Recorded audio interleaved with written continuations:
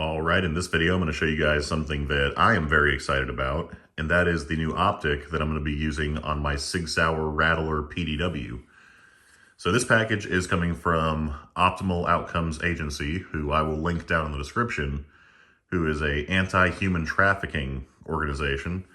And they also do some other things like medical training and consulting, that type of thing. So if it so behooves you, go to their Instagram page, follow them, and you can visit their website to get more information. But they're a great group of guys, and they hooked me up with a really, really cool optic. So let's get into it.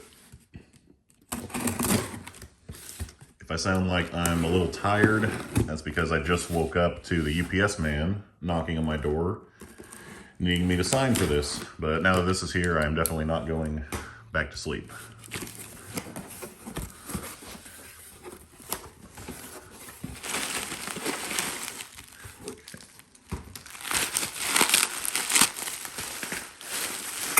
So, if you couldn't tell by the title, this is a Wilcox BOSS300, which is the original Wilcox BOSS weapon sight.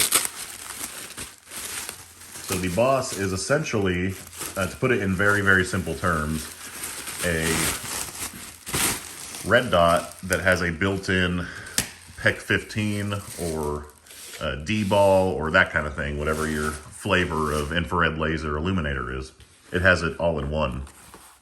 So it comes in this little Molly multicam pouch, which I doubt that I really use that much, but it's cool that they include it. Up front, you've got a Surefire dual pressure switch, and I'll get into this here in a second. But it does take Insight L3 style pressure switches. And we got a few contents in here to go over. So we have obviously the sight itself. Got, looks like a mounting screw, a brush for cleaning something, doesn't look like a lens brush, a target that I'm guessing is specifically for the zeroing procedure. Yeah, so it's for doing a laser bore sight, which it details all in the manual. And the manual itself. So anyway, getting into it, here's the sight itself. So obviously this one is used. Wilcox no longer sells the BOSS300. They've now moved on to the Boss E, and then more recently they have a new one I believe called the Boss XE, and they're no longer specific for 300 blackout. And what I mean for specific for 300 blackout is on this model, the BOSS300, which is specific for 300 blackout, you have two settings for the reticle. SPR for supers, and then if you flip the switch, which, yeah, there's a little kind of safety button you have to press down, and then you can flip it over to subs, and it will actually move your reticle up and down a certain distance that correlates to the distance between your two 300 blackout loads. And like I said, this also has an infrared laser and illuminator built in. So those are actually located up here on the front behind this cover. And I'm assuming you just pop this off. Door release. Ah, okay, so there's actually a little release right here. You can flip it around and recapture it. And there would be your laser, visible and infrared laser, and your illuminator all down there. Go ahead and cover those back up. You may have noticed also this has a pair of iron sights built into the housing, which is really cool because this package was designed for guns like the Sig Rattler that do not have a whole lot of real estate on the handguard to attach several different accessories. So this kind of encompasses a lot of different functions in one unit. You've got your optic, then laser, illuminator, and iron sights in one package, which for the Sig Rattler, which is already at a premium for space for accessories, that is perfect. In my opinion, it's really an ideal optic for something like the Rattler. And I'll get into a couple of the downsides of these, which I have been warned about, but it's nothing that's, you know, a deal breaker. So, and of course right there is your plug for your Surefire style, or your L3 style tape switch.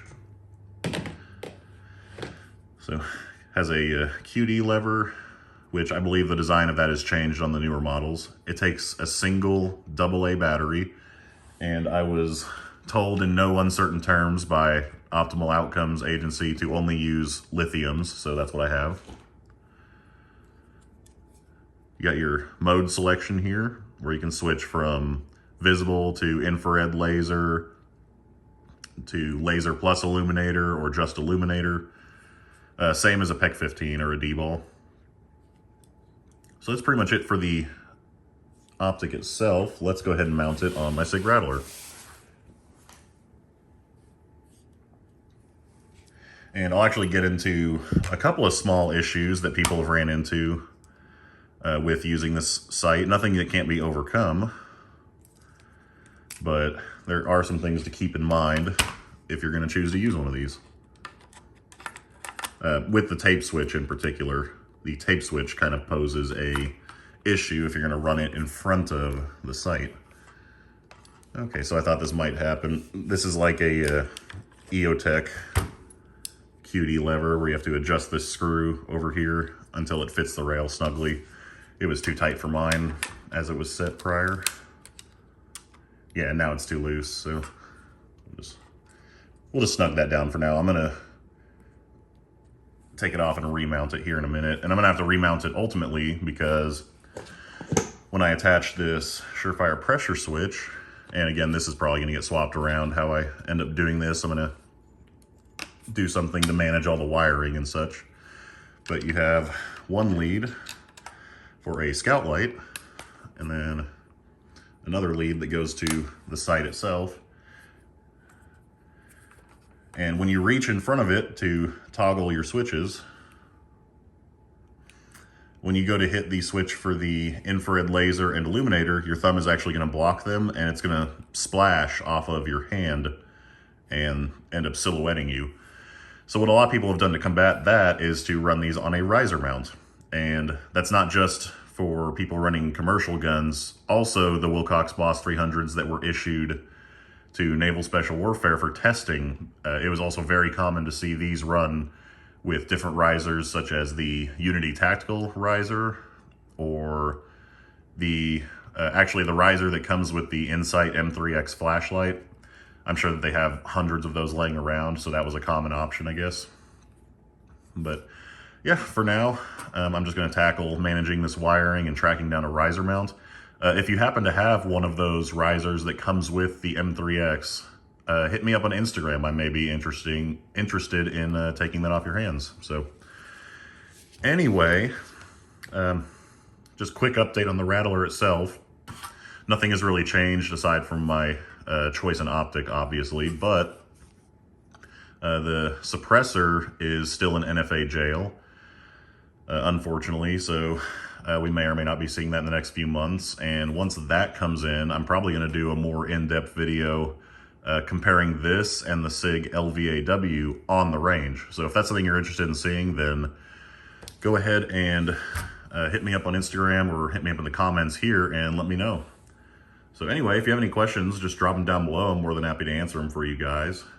Check me out on Instagram, and like I said, check out Optimal Outcomes Agency, because they are doing some very good work over there, and they're a super good group of guys. They really hooked me up on this optic. So obviously there's no like sponsorship or exchange of free goods or anything. Like, I just bought this from them and they gave me a good price on it. So anyway, yeah, definitely go check them out, and thank you guys for watching.